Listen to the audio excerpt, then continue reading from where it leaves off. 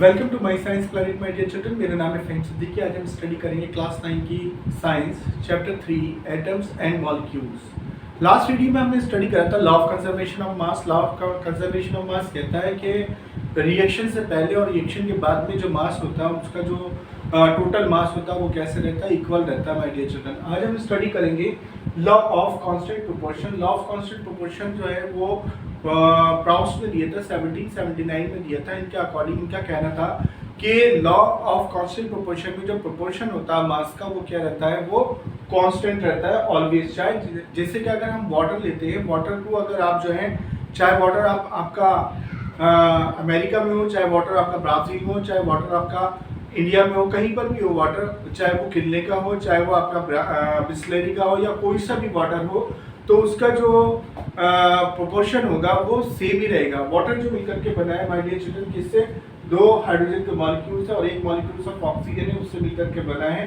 तो इसका जो मास का जो प्रोपोर्शन होगा वो क्या होगा, सेम रहेगा। According to this constant proportion with the law is given by Proust 1779. According to this law, in a chemical substance, किसी भी chemical substance में the elements are always present in definite proportion by mass। जो elements होते हैं क्या होते हैं, उनका वो अपने definite proportion में रहते हैं, चाहे आप कहीं पर भी चले जाएं। लेकिन जो वाटर का जो फॉर्मूला है वो सेम रहेगा और वाटर का जो मास होगा वो भी उसका प्रोपोर्शन भी सेम रहेगा। जैसे एग्जांपल के तौर पर हमने वाटर का फार्मूला लिखा है H2O। H2O में कितने हाइड्रोजन के 2 मॉलिक्यूल्स हैं और ऑक्सीजन का 1 मॉलिक्यूल्स है।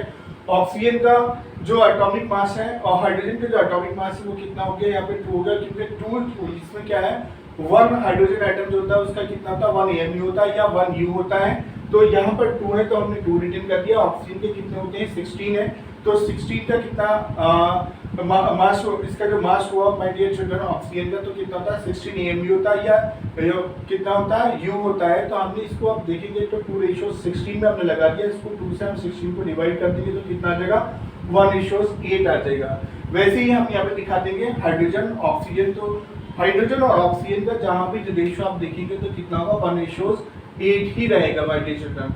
अब एग्जाम्पल के तौर पे हम जो है दूसरा हम एक सब्सटेंस ले लेते हैं, वो क्या ले लेते हैं, कार्बन डाइऑक्साइड। कार्बन डाइऑक्साइड को अगर आप देखेंगे कहीं पर भी किसी भी प्लेस पर देखेंगे तो कार्बन डाइऑक्साइड का रेशियोज भी आपका सेम रहेगा। कार्बन डाइऑक्साइड में क्या क्या होता है, कार्बन डाइऑक्साइड में ये C है, कार्बन है माय डियर चिल्ड्रन, और ये क्या है आपका ऑक्सीजन है। यानी कि वन मॉलिक्यूल ऑफ कार्बन है और 2 मॉलिक्यूल ऑफ ऑक्सीजन है। आप कार्बन का आप जो है एटॉमिक मास देखेंगे तो कार्बन का कार्बन के एटॉमिक मास कितना होगा, 12 mu होगा या U होगा। तो ऐसे ही ऑक्सीजन का एटॉमिक मास देखेंगे तो ऑक्सीजन का एटॉमिक मास कितना होगा, 16 mu होगा या U होगा। तो हम कह सकते हैं कि जब हम इसको लगाएंगे CO2 को लगाएंगे तो कार्बन का जो है 12 आ गए और ऑक्सीजन के कितने होंगे, क्योंकि ऑक्सीजन का एटॉमिक मास कितना होता है, 16 होता है। इसके 2 मॉलिक्यूल्स ऑफ ऑक्सीजन तो 62 से 32 आ गया। इसको हम काटेंगे माय डियर चिल्ड्रन तो कितना होगा, 4 हम ले लेंगे, 4 3 से 12 आ जाएगा और 4 8 से 32 आ जाएगा। तो इसका जो रेशियोज आएगा कितना मिल जाएगा हमें, 3:8 मिल जाएगा। तो हम कह सकते हैं कि लॉ ऑफ कांस्टेंट प्रोपोर्शन जो कि प्राउस्ट के द्वारा दिया गया था, इसमें क्या होता है, जो भी सब्सटेंसेस होती हैं उनका जो कांस्टेंट प्रोपोर्शन होता है, उनका जो प्रोपोर्शन होता है वो ऑलवेज कैसा होता है, कांस्टेंट होता है। चाहे वो कहीं पर भी आप ले जाएं एक ही प्रोपोर्शन रहेगा माय डियर चिल्ड्रन। तो इस वीडियो में बस इतना ही। इसके आगे हम जो है आपको स्टडी कराएंगे डाल्टन्स एटॉमिक थ्योरी। वीडियो अगर पसंद आई तो उसे लाइक कीजिएगा, शेयर कीजिएगा और सब्सक्राइब कीजिएगा माय डियर चिल्ड्रन। अगर आपने अभी भी चैनल को सब्सक्राइब नहीं करा तो thank you so much for your love and support.